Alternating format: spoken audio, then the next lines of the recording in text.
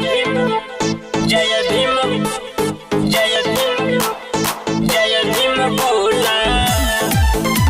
Presented by GKB Music Recording Studio।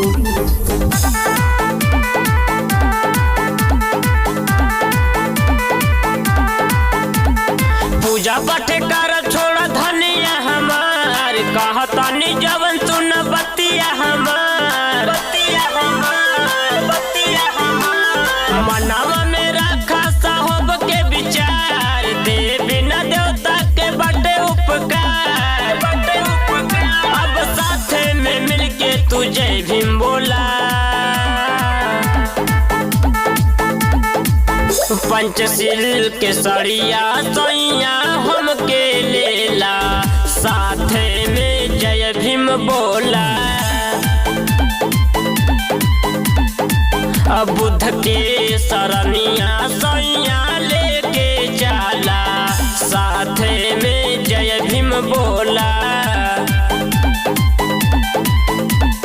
साथे में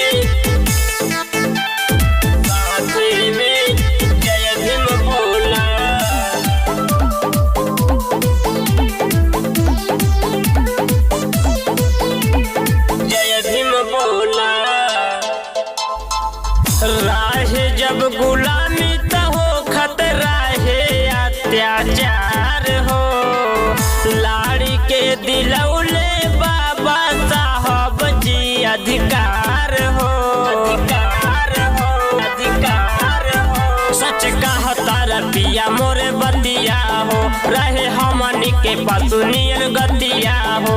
अब हाथे में पंचशील के झंडा लेला, पंचशील के सड़िया सैया हमके लेला, साथे में जय भीम बोला। अब बुद्ध के शरणिया सैया लेके जाला, साथे में जय भीम बोला।